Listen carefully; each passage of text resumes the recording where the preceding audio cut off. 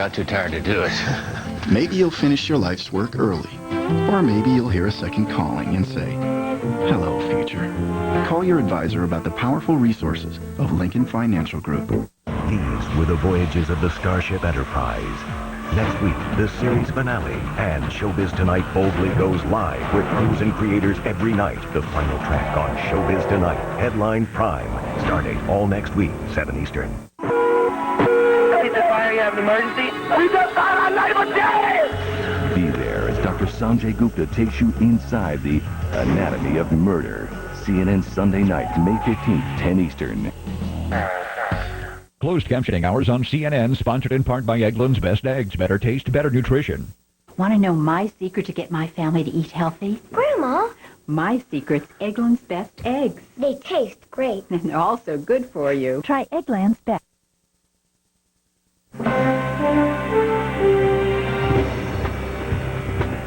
Hello, I'm Frederica Whitfield at the CNN Center in Atlanta. Here's a look at our top stories.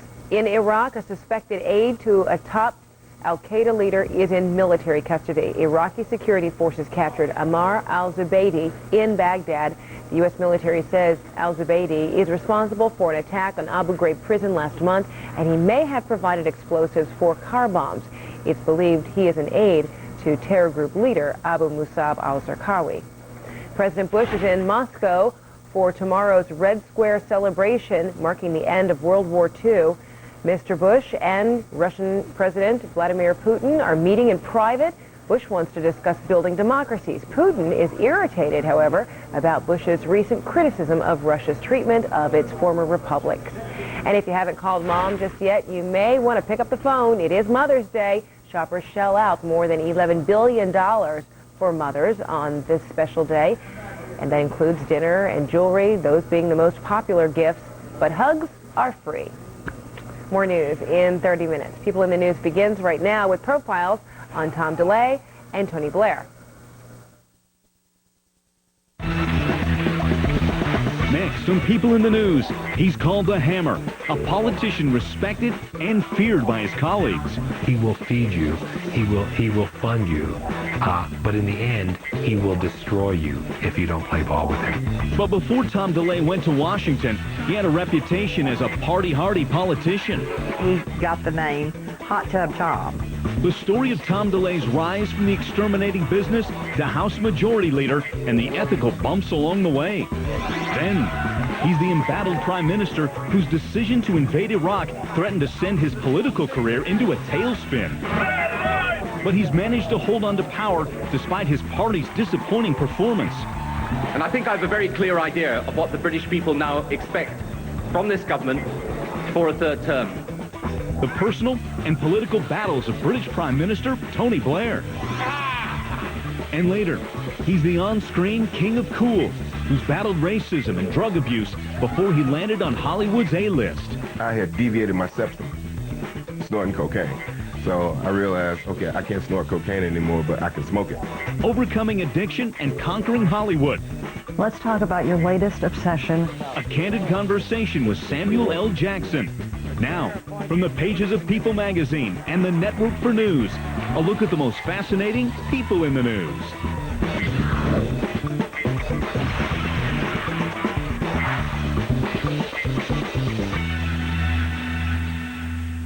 Hi, everyone. Welcome to People in the News. I'm Paula Zahn.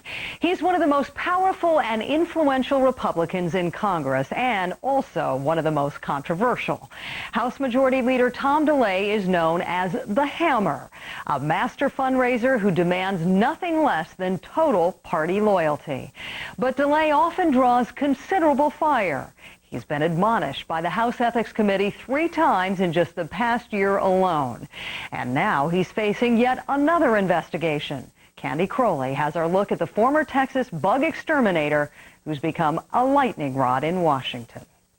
An American patriot, the majority leader of the House of Representatives, Tom DeLay of Texas.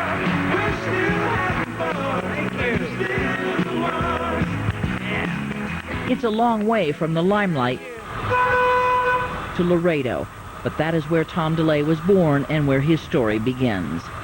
The book on DeLay's personal life is full of blank pages, little has been written because little has been said. It wasn't really as if he hid his personal life from us, but he didn't wear it on his sleeve either. Tom DeLay was the second of 4 children in a family dominated by a man described as a boisterous, domineering alcoholic. He was a terribly demanding parent and had a way of communicating that his sons had always disappointed him. After his father died in the late 80s, DeLay stopped talking to his mother and siblings. In a 2001 interview in the Washington Post magazine, Maxine DeLay said of the son she calls Tommy, "I see him on TV and it helps. I keep all the tapes." DeLay says nothing. He is Texas-born and bred, save the 5 years the family spent in Venezuela while his father, a wildcatter, worked the oil fields. Charlie DeLay wanted Tommy to be a doctor, and he seemed on track, a top high school student and athlete.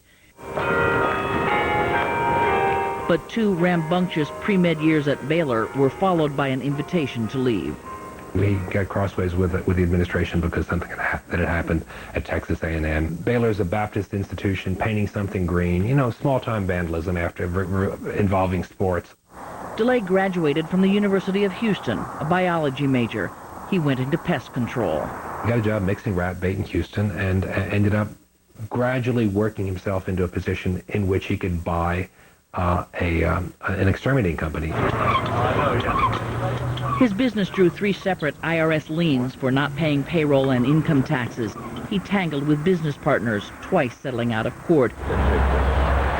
But the years were most notable as a launching pad. The exterminator grew to loathe regulations. He called the EPA the Gestapo of government. Tom DeLay went into politics. He came in and told me that he was running for state representative as a Republican. And I said, "Oh, yay, I'm a Republican too." And he said, "Well, you're about the only one out here." Most of the legislature, probably all but maybe 20 members, were Democrats.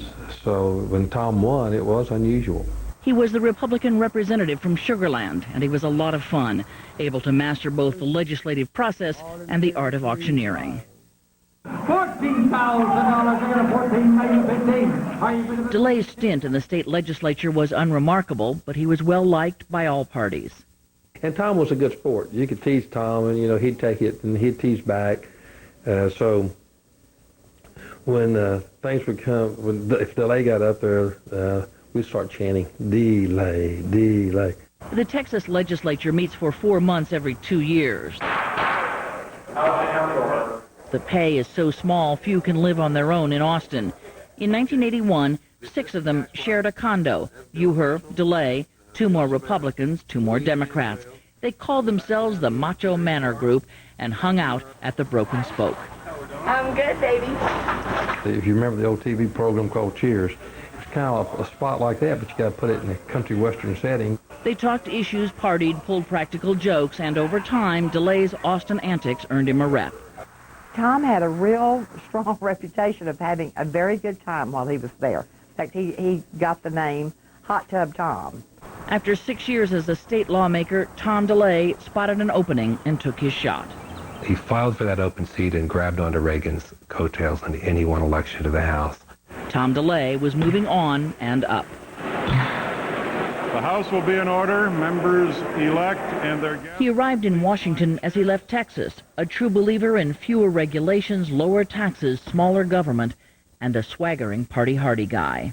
There were a few times I remember in the 80s when, I was there and, Tom was having a very good time and all. DeLay, by his own account, consumed up to 12 martinis a night, prowling the receptions and fundraisers that make up social life in the city of politics. And then one day, that first term, Hot Tub Tom was reborn. He was converted in the offices of Frank Wolf, a Virginia congressman who gave him a James Dobson tape. Changed his life. It was a tape about fatherhood. It moved DeLay to tears. He knocked off the hard liquor, became a regular churchgoer, rededicated himself to his wife and child, developed an unshakable faith. A deep and profound belief in evangelical Christian ideology in politics, and a feeling that is the deliverance of this country, and it will make us a better democracy and a better culture.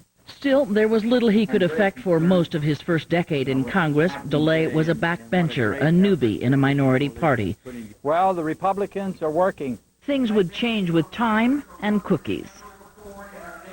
Coming up on People in the News, how cookies help turn Hot Tub Tom into the Hammer. That story when we come back. People in the News is brought to you by the all-new Hyundai Tucson. It's perfect for whatever, whenever.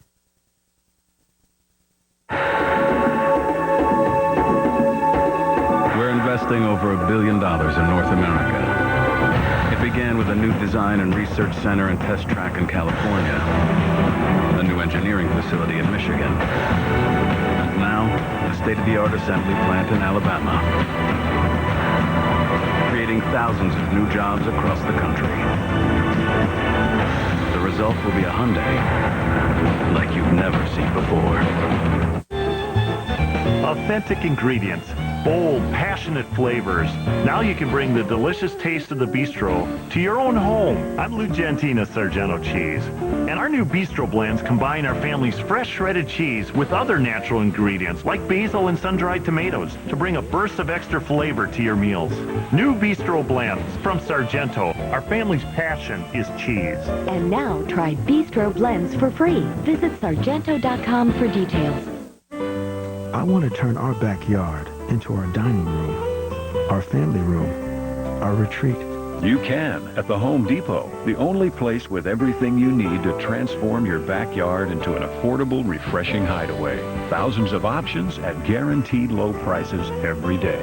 No one else offers the know-how to pull it all together, make every dollar work harder, and bring your outdoor ideas to life. The Home Depot. You can do it. We can help.